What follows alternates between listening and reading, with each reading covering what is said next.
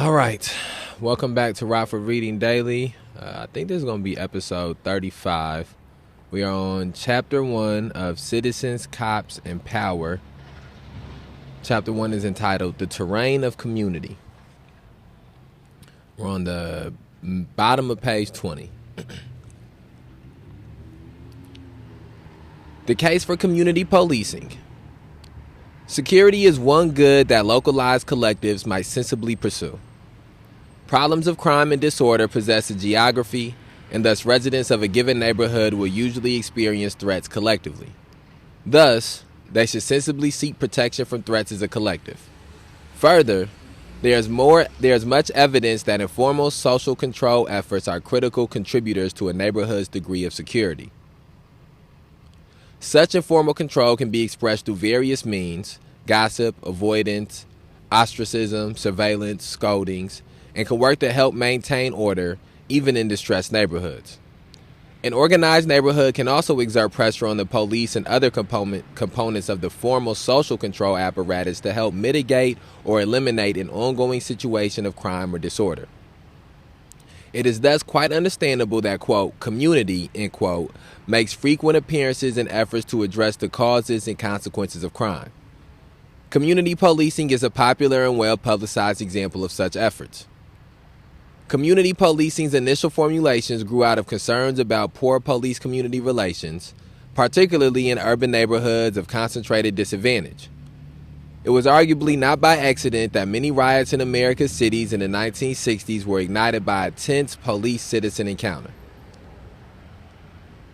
This tense dynamic was likely exacerbated by the police's adherence to the then hegemonic ideal of police organization, the professional model.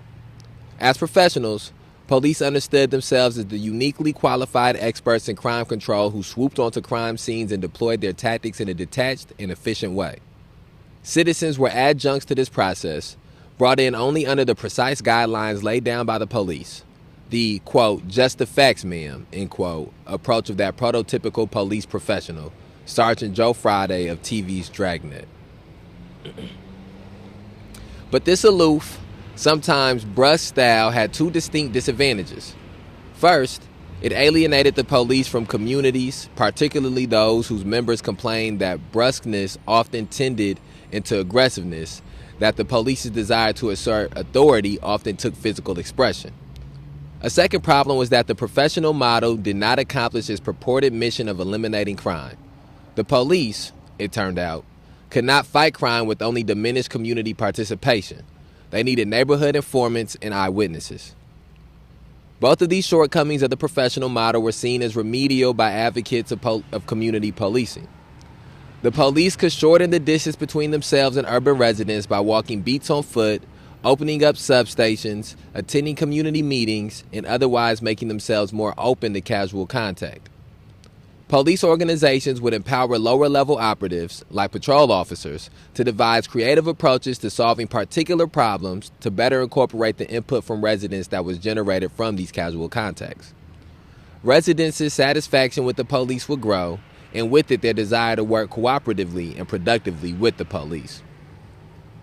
An added benefit to all this, ideally, would be the intensification of social and political ties between residents and urban neighborhoods. To deal effectively with issues of crime and disorder, residents would need to coalesce around a common understanding of these problems and a common strategy for addressing them. The dissolution of crime and disorder, then, could serve as a means by which communities could experience that sense of political efficacy that, many argue, humans need for self-fulfillment. All of this sounds well and good. What could be wrong with exposing the police to greater citizen contact?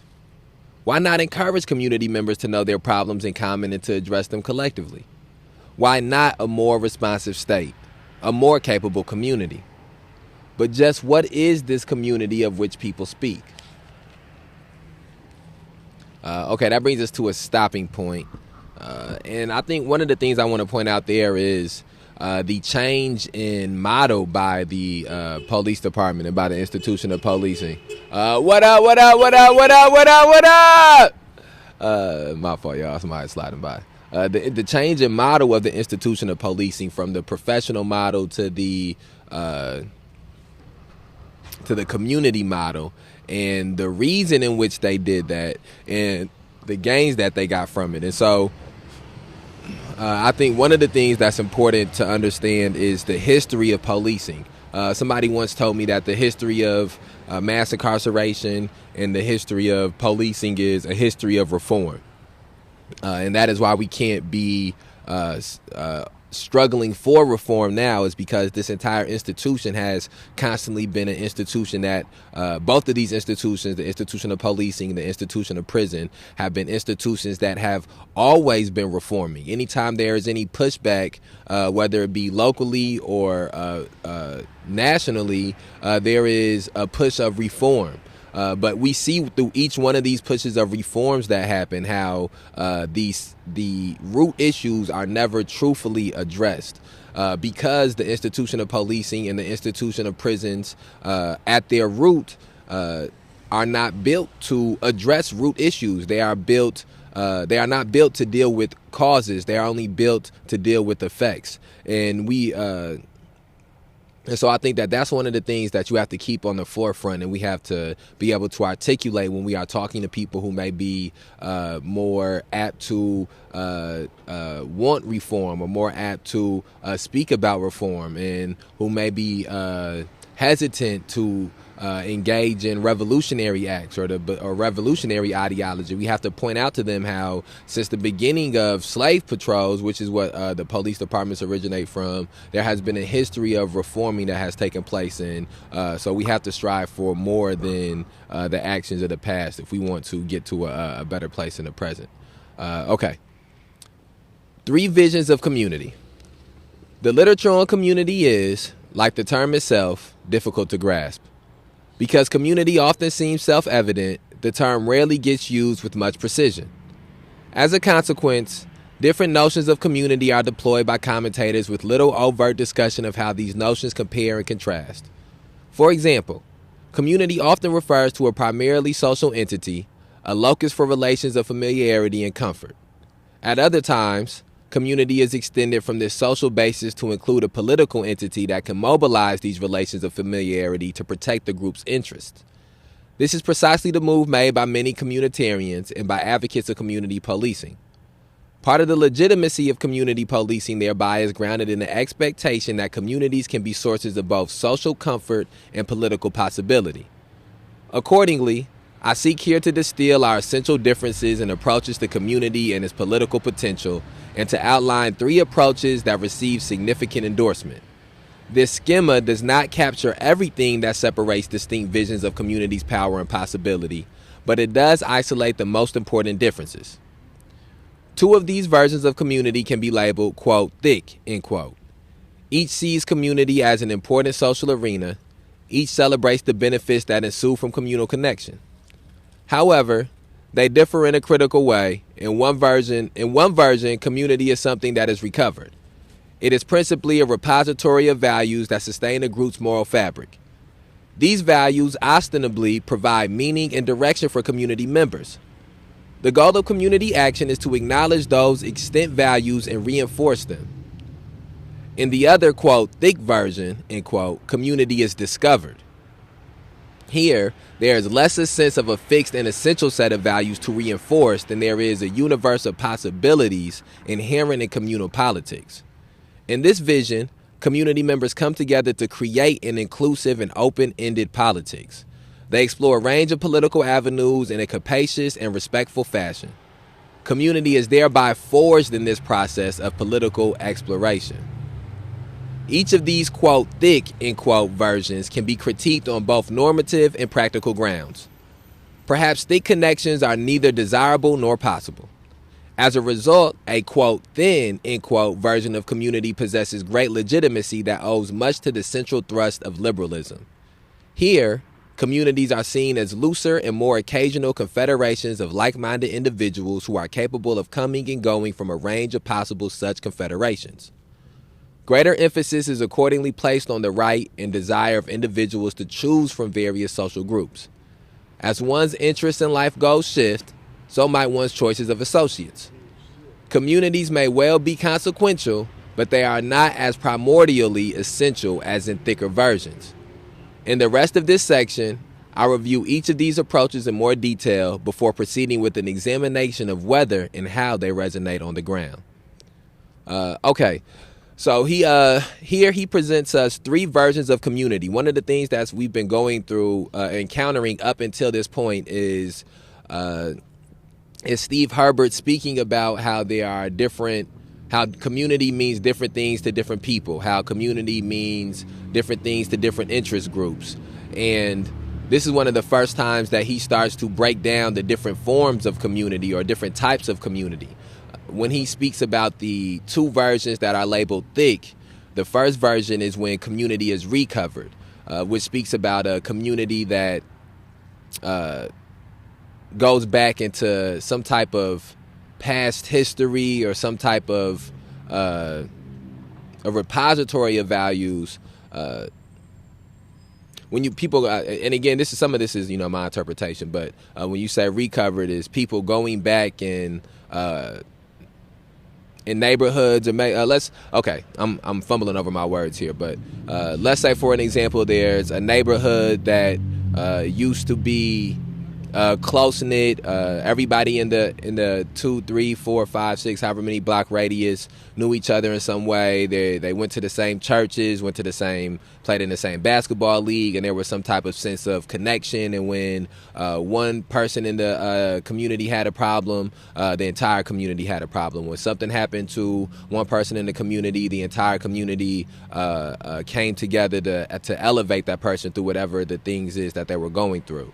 And if you were to fast forward, as different market values have come into play, as capitalism has become more ingrained into mainstream society, as black communities have dealt with, specifically speaking about black communities or working class poor communities, have dealt with heroin epidemic, crack epidemic, increase in violent crimes. That community we were once speaking of that was close-knit and knew each other and were uplifting each other and assisting each other with issues have now become alienated from each other. And now different people have been imprisoned that lived in that community or have been forced to move out of that community from not having as much money, or now that community is more people renting property and moving in and out as opposed to people owning the property and living there through generations. And so in this concept of recovering community, people are going back and reaching in the past for something that was once there to try to resurrect those values or resurrect that connectivity, that communal experience, as opposed to the thick version of community that Steve speaks about, which is discovered as opposed to recovered. And in this one, he speaks about the possibilities. Let's say it's what up, a neighborhood or an area which maybe didn't exist 10 or 20 years ago that's just now been built, or that there's new houses or new homes in, or that maybe the things that were in that area once before have been removed, and now people are living in that area and they see that they have common issues that they all face because the area that they live in, and they band together to create the same type of connection that we were speaking about had been lost in the previous community that they were recovering. Since in this community it never existed, that this is a new community that's been put together, they're going for the possibilities and having a vision of what the community can be and trying to create that. And so those are the two sort of, and both of those things I believe has something to do with proximity. Both of those types of community have to do with the proximity that one has to another. Then he speaks about the thin version of community, which he points to that's more connected with the liberalism. In that community, he speaks about people from various social groups, people with various interests and different goals in life who may end up having their interests changing, or may have their life goals changing, and may jump from one community to another community as time goes on. And for these people, community is not necessarily something that is tied back into locale or tied back into something, some type of history or some type of connectivity, as It's not tied as much into that as it is more tied into the idea of being connected to people that have the same type of mindset that you have, or being connected to people who have some of the same type of beliefs or interests that you have at the moment, with the understanding that the community that you're in 2021 may not be the community you're in 2024, 2025. And again, I think that is maybe the specific distinct difference in this type of community as opposed to the other communities, is that the sense of locale, or the sense of location, the sense of neighborhood, and the discovered and recovered communities makes it so that it is less likely for these people in 5 years or in 7 years and 10 years to want to be part of a different type of community, as opposed to wanting to continue to build and strengthen the community that they are in because of the fact that they live in these areas and they're deeper connected to the locales. Okay. But he's gonna break down these a little bit more as well too. So that's just sort of my first impressions of it. Sorry, that was a little rough. A couple of them parts was rough. And again, I want to point this out as well too. I think one of the things that I hope to get away from these Rockford readings personally, and I hope that other people can begin to work towards this, is reading all these different pieces of literature, and then not just reading them, but stopping and digesting them and trying to comprehend them and trying to put them in my own words gets me into a place where I can articulate the things that I have read, as opposed to just being able to have read something and have a different mindset or a different perspective on something. I think that is important to go through the struggle of trying to articulate how you interpret some of these things in these pieces of literature. Okay. Think version 1, community as recovered. It is not by accident that discussions of community are often tinged with a degree of nostalgia, a regret that community has been lost. Indeed, much of the classic sociological work on community, as noted earlier, describes modernity's ostensive power to dissolve the communal bonds that held small-scale societies together. These bonds, reinforced over time, worked in an informal yet potent fashion to organize social life in predictable ways. Even in the present day, there is a sense that in rural communities, such informal normative systems still work to regulate life. They provide, in Robert Ellickson's words, quote, order without law, end quote. Community is thus the critical crucible where this informal value structure is forged. If these values are indeed critical to the moral fabric of a social group, it follows that community must provide structure and meaning to people's lives. This is precisely what motivates much of the communitarian critique of liberalism. The fear that an excessive focus on the individual and his/her rights implies a neglect of the sustenance that strong communities provide. This is both the sociological and the normative argument. It is sociological because it emphasizes the notion that rights are never divorced from visions of the good. As Sandel notes, we preserve the individual right to worship because we value the good that a spiritual life enables. Further, such a vision of the good is never individually constructed, but rather developed through social processes. It is therefore false to treat rights as individual accomplishments because they emanate from socially produced normative systems. Because these systems provide a necessary structure to our lives, they deserve protection and strengthening. Hence, the normative thrust of this version of communitarianism, the need to remember and reinforce the value systems communities produce. These values are seen as either already there or as having once existed in the not too distant past. For example, Robert Putnam encyclopedically documents a decline in the extent to which Americans changing these pages be the pain in the ass. All right. To which Americans come together in various social groups. Oh, damn, I lost the whole page. Okay. Hold on 1 second. Damn, the page is a struggle. Okay. One more time. 24. All right. Let's try this sentence one more time. My fault. For example, Robert Putnam encyclopedically documents a decline in the extent to which Americans come together in various social groups. He mourns the fact that we are, quote, bowling alone, end quote, encasing ourselves in progressively smaller shells and losing the social capital that can only develop in collective endeavors. Consequently, he and others urge a return to such collectives to help imbue our lives with the meaning and direction that community efforts provide. In the process, a lost sense of moral order can be retrieved. Community, then, is notable primarily because of its role in the informal structuring of society through processes of value reinforcement. We are thickly connected to one another, and we would do well to acknowledge and celebrate those connections. Such a view of community does not lack for critics. This vision is most vulnerable to the charge that it can reinforce a status quo that would inevitably diminish voices from outside the mainstream. What is typically missing from these assertions of community is any possibility that the value system might not be consensually shared. There is little or no consideration of how to resolve value conflicts that might emerge, no sense of what political mechanisms can be employed to arbitrate differing visions of the good. Those who advocate such a thick notion of community cannot, as Bickford notes, help us understand, quote, what happens when the selves constituted by different communities clash, end quote. Critics thus fear that assertions of community can mostly work to reinforce value systems that are narrow and whose perpetuation advantages some members at the expense of others. The norm of consensus may presume a pre-existing closeness that does not exist.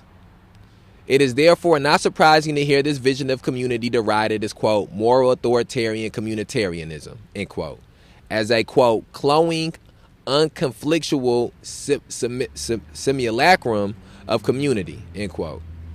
From this perspective, in Roberto Unger's words, quote, by its very nature, community is always on the verge of becoming oppression, end quote.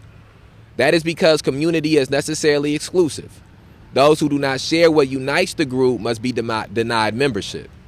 This line between insider and outsider is often extremely consequential, marking a division between acceptable and unacceptable behavior, between those who are powerful and those who are not.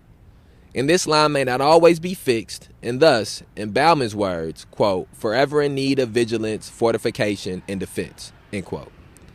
The creation of strong communities can work to increase social divisions by decreasing tolerance for those against whom the group is defined. It can also increase divisions within a particular group. In her classic analysis of a New England community governed by town meetings, Jane Mansbridge found that some members possessed unusual degrees of power. Typically, those who were well educated were more confident in their ability to speak publicly, and those who were long-standing members were better able to cite past practices as justification for resisting change. For Morris Fiorina, the concern is with the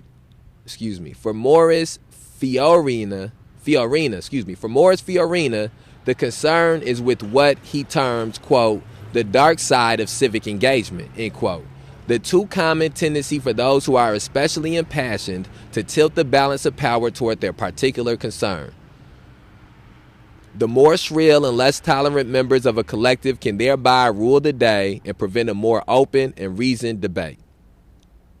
As we will see below, those who defend liberalism suggest that a thick vision of community is illegitimately constricting.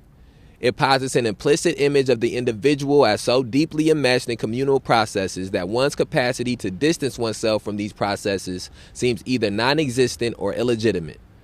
Liberals, as Michael Walzer notes, concede the reality of socialization processes and their inescapable impact on moral consciousness, but still assert a self capable of critique.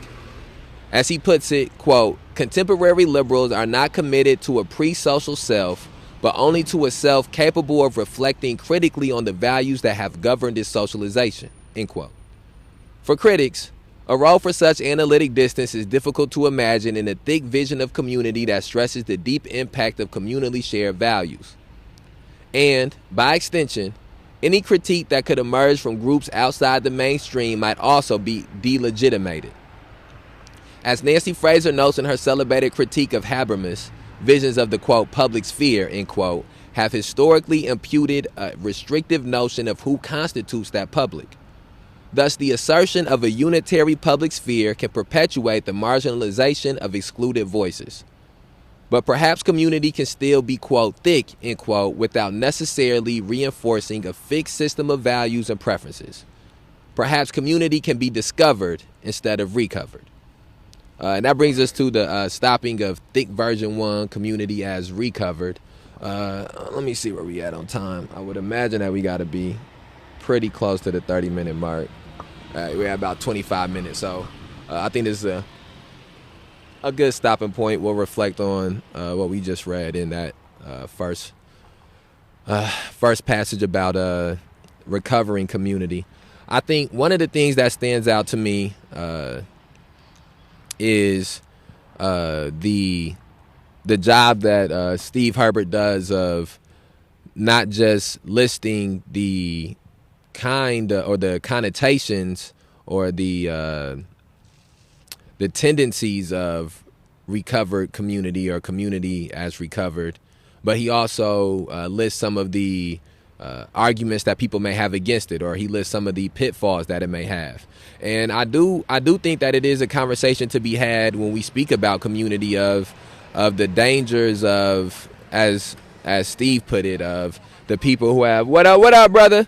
The dangers of the people who have been in what may be constituted as a community, who've been there the longest, being least likely to give way to new ideas, being more stuck in their ways about traditions that have existed before. I think that one of that's something that is very true of the connotation, the good old days or the good days. One of the things that happened a lot of times in what we were reading previously on Citizens, Cops, and Power were some of the people that Steve spoke to for the writing of this book, spoke about how they missed the good old days of community and the way that the community used to be. And just as with anything, there's pros to the way certain communities used to be, but there's also cons to the way that communities used to be. And one of the cons of the way communities used to be is their lack of being willing to change, or their lack of being willing to adjust based off the fact of long-standing traditions. What's up?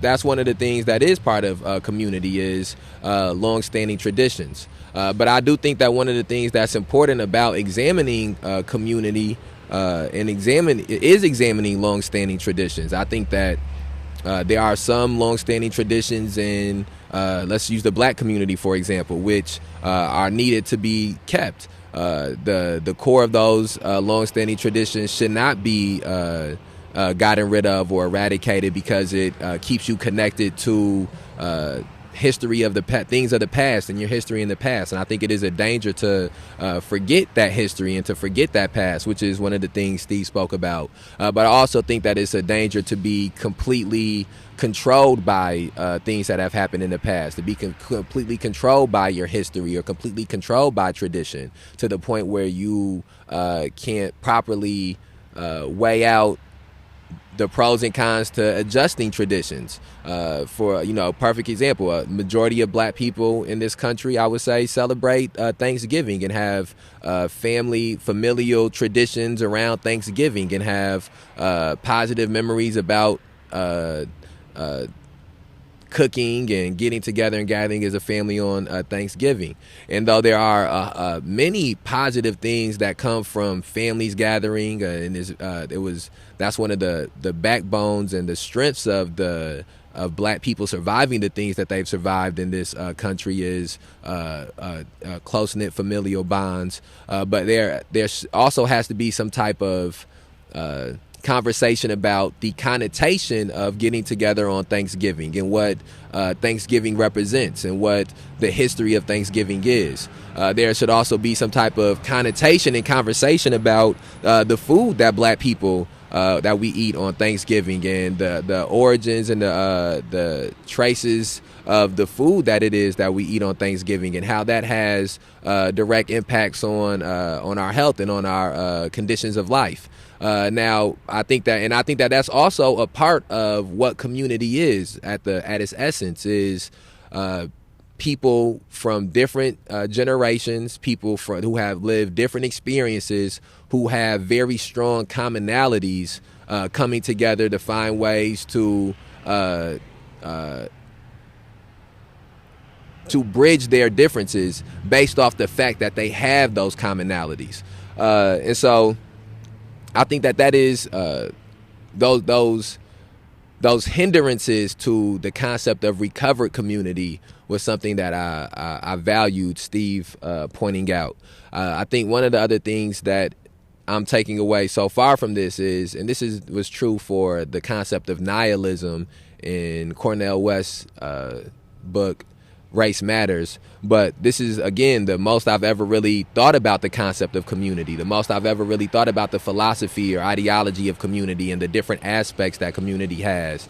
And I think that's one of the things we have to also begin to do the job of doing, is dissecting things like community, not simply in one conversation or two conversations, not simply through one essay or two essays or one speech or two speeches, but through everyday meditation, through a regular meditation on what community means, what community has meant, what we want community to mean in the future. The same thing for institutions, what institutions means, what we want institutions to mean in the future, what democracy means, what race means, what all these things truthfully mean, as opposed to just having these sort of surface level conversations about it.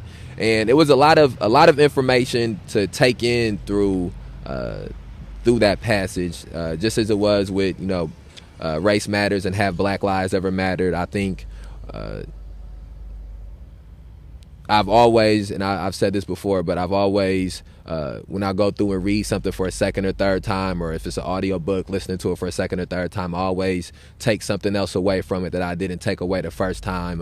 I sort of view reading books as like going and taking like groceries in the house. This book has more groceries or more information than any one person can hold at one time, or can take in and keep in at one time. But you just got to make another trip back. You take what you can get now, which things you feel like you can hold now, which things maybe you have past understandings of, and build onto those understandings, and then you double back and come back again to add to that understanding, or add to that information that you're gathering. So on that note, I'm going to end this episode of Rockford Reading Daily.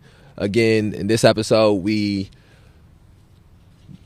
mainly dissected the end of what community means, the concept of what community is. We talked about the different versions of community, recovered community, discovered community, and what did he call the third community? It's the thin version of community. All right, so we're going to end this episode here. I want to ask you to share this on whatever platform you're listening to it on.